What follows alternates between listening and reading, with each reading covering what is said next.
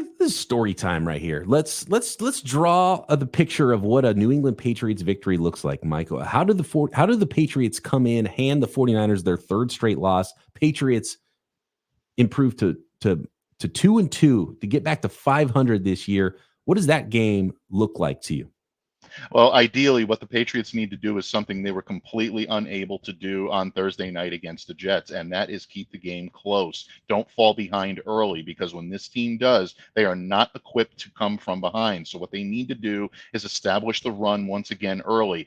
That's not an easy task against the San Francisco 49ers, who have a very good run defense, just 104 yards per game on the ground. If the Patriots are going to hope to find some cracks in that run defense, they have to get them in the yards per carry, where the Niners have been known to yield a little bit more in that category. I believe, according to the statistics I've seen, allowing 4.5 yards per carry right now. So that's where, again, Ramondre Stevenson, Antonio Gibson, maybe a combination of JaMychal Hasty and a practice squad call-up of Kevin Harris may help them to do so. If the Patriots can do that and keep the game close, they do have a puncher's chance at being able to take it to the 49ers here. They're also going to have to improve on what we saw defensively from the Patriots last week, and really started against the Seattle Seahawks a couple of weeks ago. They need to win the edge more than they lost it. And for the last couple of weeks, they have not done so. Keon White, number 99, their lead pass rusher, needs to be able to try to get home. That's a very tough task to do against this against the San Francisco offensive line, but the Patriots need to try to establish that if they are going to be competitive in this game. And then lastly, and it sounds very rudimentary and it sounds very basic, but the Patriots have to force turnovers. They need to start making their own opportunities, getting some plays, having things swing their way, and grabbing the momentum from the home team in the Bay Area. If they do all three of those, New England is going to make this close. I'm not going to go outright and say, oh, they'll win this game if they do all three, but they'll keep it close enough to make things interesting. If any one of those boxes isn't ticked, I don't think the Patriots come away with a victory in the Bay Area against the Niners this weekend. And if they don't come away with at least a couple of those ticked off, then it really could be another ugly night in store for the New England Patriots. And then maybe we'll see McVay in week 5 if that happens. I joked with Mike, prior to hitting record about how he popped on the stream and he looked so confident. And if I'm the New England Patriots heading to the 49ers, kind of seeing this team licking their wounds a little bit, I would be confident as well. I'd assume that Gerard Mayo and the coaching staff are talking to those guys saying, hey, we just got to play our game and do our job. This is a team that the 49ers that have all these high expectations is not quite the same team right now as they were heading into this season, with all these injuries that they're dealing with, banged up, a lot of uncertainty at certain spots. Let's play our brand of football. Let's play a clean game, protect our quarterback a little bit, and give us a shot to win this game on the road. Yeah, you're right, Croc. It's a good time to play the 49ers right now. And a lot of the things we've said about this, it's like, okay, I think the 49ers are a better team. They can take advantage of this. Weak linebackers. Kyle Shanahan's going to put the linebackers in a blender. Niners, big favorites by more than a touchdown.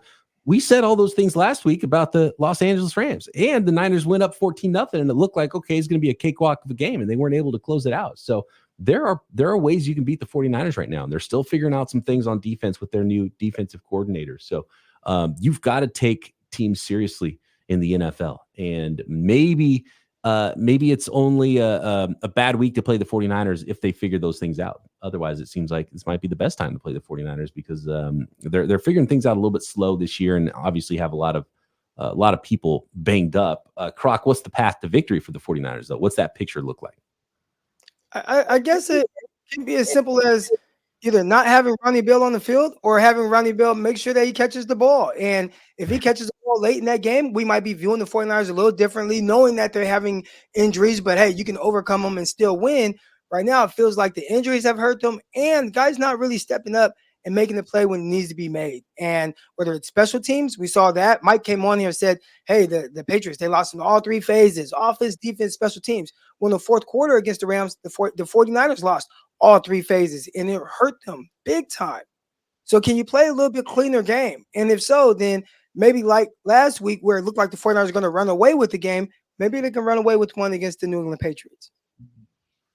Mike, I like to ask the opposing hosts, when we do these crossover episodes, if there's a secret superstar player, and maybe superstar is a strong word, but a player that opposing fan bases might not know that much about. And I'm looking at like some of the young receivers, and I really liked the 4th round wide receiver in Javon Baker, and I'm wondering how Polk and those young receivers are developing there. Is there any secret superstar player that, whether it's offense or defense, that 49ers fans might learn their name and know that name after Sunday they don't really know right now? And for example, like for the 49ers is Juwan Jennings, but now he's not a secret because he broke out in a big way last week. Who's that guy for the Patriots?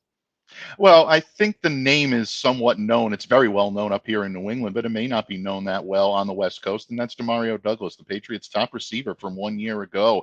Demario is a shifty player, and he has the ability to win his matchups from pretty much anywhere on the field. He's most comfortable in the slot, but this kid can win his battles on the perimeter as well if he needs to.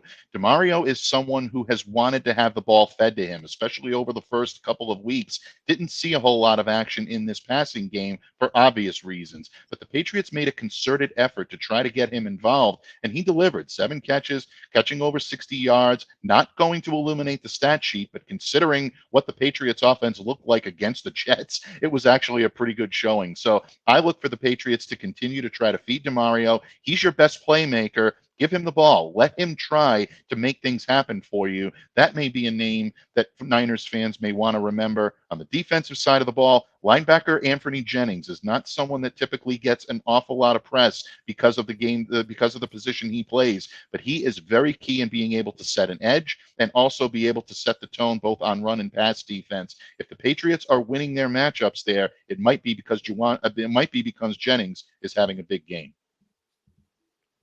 We're going to save our predictions for our Friday episodes here on Locked On 49ers and Locked On Patriots, respectively. But I do want to reference that 10-point line. 49ers 10-point favorites in this game as a 1-2 team.